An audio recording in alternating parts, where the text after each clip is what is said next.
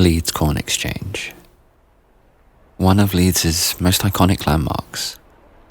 It has sat proudly on the southeastern corner of the city's edge since 1862. Well, this one has anyway, for it was built to replace an earlier corn exchange, which used to sit at the top of Briggate. And this predecessor was by no means a shabby affair either. It boasted 4 shops, an inn, a hotel, and warehouses, as well as facilities for the sale of corn, of course. And that's one of the interesting things I've learned about corn exchanges. Well, Leeds anyway. They've always been multi-purpose. And by the late 1840s, murmurs first began of building a new and improved corn exchange to better reflect the town's rising status as a major player in the north. And that's another easily overlooked fact. In 1840, Leeds was still a town. In fact, it wasn't granted city status until 1893, 5 years after Wakefield, I might add. In fact, I'd never really thought about it, but it's why we call Leeds Town Hall a town hall, because when it was built, Leeds was yet to be a city. Now, Bradford sneakily renamed theirs City Hall in 1965. Now, it's no surprise that the task of designing this new corn exchange fell to Leeds' hot new architectural talent, Cuthbert Broderick. Born in Kingston upon Hull in 1921, the 29 years young Broderick had entered and won a competition to design Leeds Town Hall in 1852. And his next project was the now infamous Corn Exchange. It is arguably his most exquisite building, and certainly the most unique. In fact, it's completely different to any other building he designed, or any other building I've seen, in fact, except one, the Bourse de Commerce in Paris. And young Cuthbert, like many young Victorian gentlemen, had travelled extensively around Europe as a student, including a prolonged stay in Paris. And it was here he grew familiar with the Bourse de Commerce's predecessor, the Hall au Blé, or Corn Exchange. Yes, the design of our Corn Exchange is straight up pinched from the French. Nicolas Le Camus de Mézières was the French architect and theoretician who came up with the circular design of the Hall au Blé. And Jacques Guillaume Legrand and Jacques Molyneux came up with the dome, or cupola, which was actually based on the principles defined by Philbert Delorme, who was a French architect and writer and one of the great masters of French Renaissance architecture. So the design of our Corn Exchange, both its shape and its iron roof, which, fascinatingly, isn't actually attached to the building to allow it to move in response to temperature changes.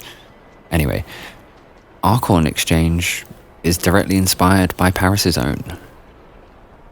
And not to take anything away from poor Cuthbert, who was clearly an outstandingly talented architect, but I think sometimes it's healthy and often useful not to view these impressive feats of achievement in isolation or in a vacuum, because it can make them seem impossible, or disheartening even.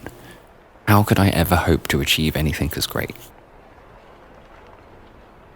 Well, these things don't happen in a vacuum. They are the result of years of collaborative efforts of hundreds, if not thousands of people. A great idea is often best nurtured and raised collectively. And Cuthbert drew inspiration from a building that was the result of many, many great minds. And so, by 1862, Leeds had a grand new place for its merchants to trade in corn and other goods. Well, nearly. A plot of land had been selected, and was one of the few things that everyone seemed to agree on. The oddly shaped plot on the southeastern edge of the town perfectly accommodated the unusual shape of Cuthbert's design. On Tuesday, the 7th of May, 1861, in accordance with the programme of arrangements, members of the Leeds Corporation met at the town hall at 2:30, and along with the architect, builders and others, walked in procession to the site, headed by no less than the band of the 7th West Yorkshire Volunteer Rifles.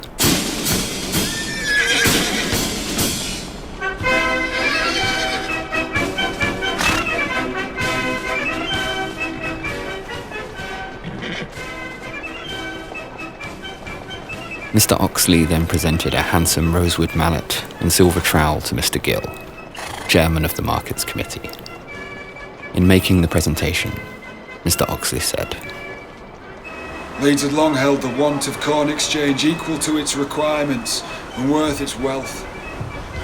And the town was in no small degree indebted to the chairman of the Markets Committee for the building about to be erected. I have no doubt that the building will become as celebrated in its own way as our noble town hall, and I do hope Mr. Gill might live to witness its success and see it realise his most sanguine anticipations.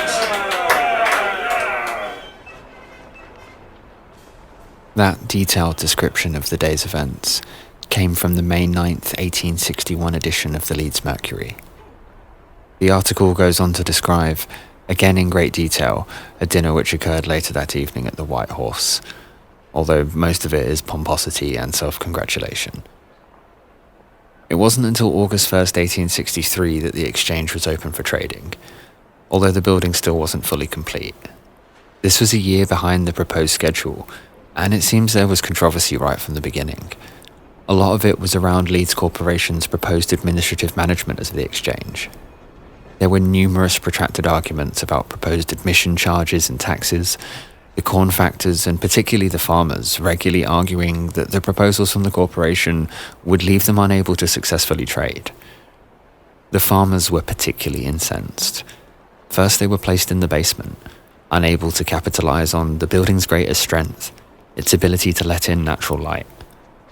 The secret to this ability is not necessarily from the main central roof windows, but from the additional section of windows on the north side of the dome. These north-facing windows, rising up the long edge of the building's domed roof, allow light in at an angle, which, when blended with the direct light from the central windows above, create an effect which simply has to be seen to be understood. And fascinatingly, these additional north-facing windows weren't in Cuthbert's original plan. I found a December 12th copy of the Leeds Mercury containing this letter to the editor. Gentlemen, we are holders of stands in 15 corn exchanges, consequently pretty good judges of the requirements, light in particular. Hops and grain require a steady, good light. When the present corn exchange was first mooted, we gave the market committee a lengthened report of what they should provide. Our views are matured by 24 years' experience, and we say that the north side of the dome in the present exchange ought to be glass, and unless that is done, it will prove, as you justly observe in your yesterday's edition, a great municipal abortion. Yours obediently, Hitchin and Ashworth.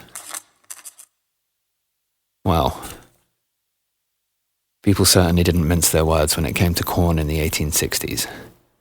And it seems pretty clear from this that it's Kitchen and Ashworth that we have to thank for one of the building's biggest successes in terms of its design. Sorry, Cuthbert. The arguments between Leeds Corporation and the farmers in particular seemed to drag on long after the building was fully opened in late 1863, the farmers feeling continually overlooked and their interests ignored. Apart from that, everything seemed to run along quietly, well, from an archival perspective. In fact, for the rest of the 19th century, I only found one real article of interest where the corn exchange was mentioned, and that was January 9th, 1867. Some expert thief, at present at large, accomplished a daring robbery yesterday at the Leeds Corn Exchange. Mr. C. Kilty, a corn factor of Hull, has a stand at the market, and he attended as usual yesterday morning, accompanied by his son. He had with him a large sum of money in gold, notes, and cheques, amounting in the aggregate to upwards of £1,100. This had been placed in a black leather bag, which about 12 o'clock was put onto the shelf, fitted for the convenience of the factors, immediately under the table fixed to the sample bags. Mr. Kilty had occasion for a moment to move to the side of the stand, where the money was quite safe, but on his return to the original position, he discovered to his great amazement that the bag had in the meantime disappeared.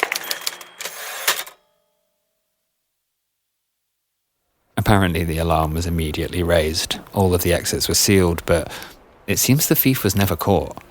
And in 1862, just over £1,000 was an enormous sum of money to make away with. So things rumbled along. Corn was sold, cattle were traded. The two-tier ring of offices surrounding the central concourse housed many different businesses over the decades. Beer merchants, vegetable sellers. London North Eastern Railway had an inquiry office there for a while. As the decades creeped on, the building's use became more and more varied in a desperate attempt by then Leeds City Council to cover its operating costs. By the 1960s, corn was being traded in the building for only a few hours a couple of days a week. In between, it hosted everything from dog shows to ballroom dances to bingo sessions. The building began to fall into what people call genteel decline. What this really means is that there was no one left with an active stake in the building who really cared enough about its upkeep or well-being. By early 1980, the Yorkshire Evening Post reported, with some dismay, at the great shame the Corn Exchange had now had bestowed upon it, to have snow swept off its concourse floor, presumably having entered through the unmaintained and failing roof glass above. This same time period, however, saw something take hold in the building's basement that began to ensure its survival and set its tone for the future. Martine's nightclub, the best discotheque around.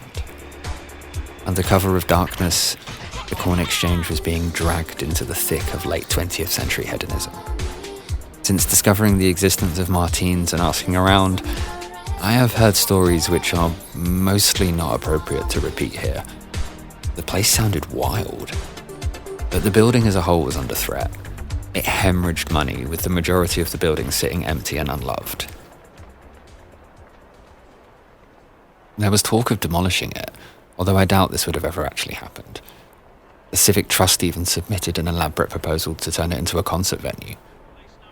But in the end, it was architect John Lyall who foresaw a clear new future for the building as a shopping centre.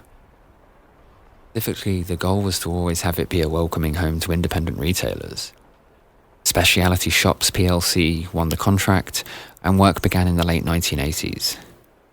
The renovations were extensive.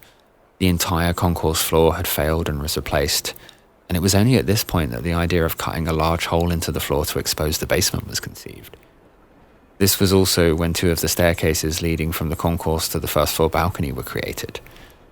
Also, much to the surprise of structural engineers, the ground underneath the Corn Exchange turned out to be littered with bell pits from early attempts at coal mining. The wider area around the building was regenerated too. The cobbles and antique lampposts restored. The White Cloth Hall was also restored. The building was a huge success throughout the 90s. It is often cited as what kick-started Leeds' regeneration from failing industrial city to the vibrant one we have today. The Corn Exchange became a mecca of independent retailers, many of whom graduated from the Corn Exchange to premises in Victoria Quarter. After the millennium, the building began changing hands. Convoluted system of subleases, differing owners and managing agents, all with conflicting interests, led ultimately to the fatal mismanagement of this once vibrant shopping centre. By 2008, the building stood empty, something which is still hard to believe. Most of the independent retailers claimed they'd been forced out by new owners Zurich. There were plans to transform it into a food court, then a high-end retail centre, then back to the home of independents, right where they began, although this time with no independent retailers. Far too much time, attention and money was wasted on the short-lived Anthony's restaurant in the basement. Indeed, much of the wider building's internal services were somewhat compromised in accommodating it, only for it to vanish without a trace. Gradually, the centre is recovering, this time under better management, and it's thrilling to say that, hopefully, I can play a small part in maybe making it something great again. For it will be the new home of Out, the Leeds-based restaurant that I've spent the best part of the last 2 years working with. We have been lucky enough to spend every day of the last 2 months inside of this magnificent building, literally peeling back its physical layers and, with tender love and care, breathing new life into a small corner of it. I spoke with the co-owner and also one of my closest friends, Esther, on what it means to tap into the city's history with your business. Because if I give you an answer as like a kind of woman point of view, we can see like trend coming and going. Usually those business they last for like 3 or 4 years. So if you respect the building, the street or whatever, if you manage to like make your place looks like it's there for a reason and a purpose. It will survive the ages and the trends and so you're respectful, I guess, of the history on a personal level. You feel like you're not fucking up a high street. So there's a matter of respect, and then I think on a more a business point of view, it's making sure that you're here to stay and you make sense the second you start your business in whichever place as well. If you understand, so if you go to religion or more feng shui or stuff like that, the more you give to a building, the more you pamper it, the more you respect it, the more the building will give back to you. I couldn't have said it better myself. Love a building, love a place, and it will love you back.